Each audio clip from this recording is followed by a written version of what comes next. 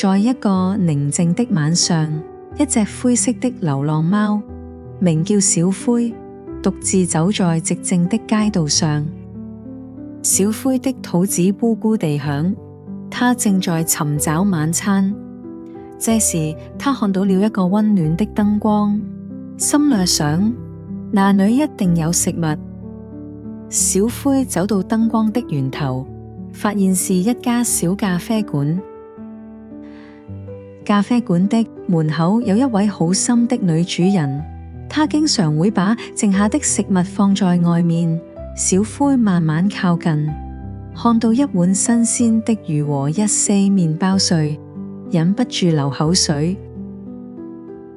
女主人看到小灰，微微一笑，輕聲說：來，小貓，這是給你的。小灰感到驚喜，她立刻跑過去，開始狼吞虎咽地吃起來。吃飽後，她感到非常開心，心裏充滿了感激。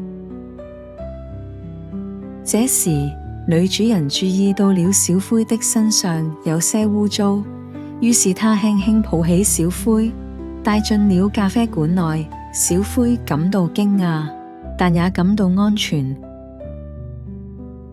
她給小灰洗了澡，還給她準備了一個小床，讓她可以好好休息。小灰在咖啡館內過了一個美好的晚上，她聽到女主人輕聲唱着歌，感到內心溫暖無比。她慢慢進入了夢鄉，夢見自己在陽光下玩耍，變成了一隻快樂的小貓。早上，陽光透過窗戶照進來，小灰醒來時，看見女主人在忙碌着。她微笑着對小灰說：早晨，小貓，今天你要和我一起工作嗎？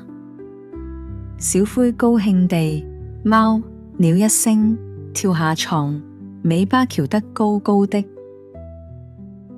整個早晨，小灰跟着女主人幫忙，她在咖啡館內跑來跑去，和顧客們互動，讓每個人都露出了笑容。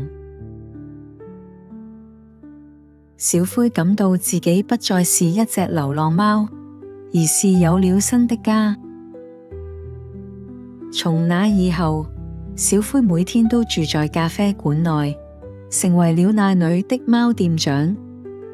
他享受着溫暖的日子，還有許多愛心的顧客來看望他。小灰知道自己終於找到了屬於自己的地方。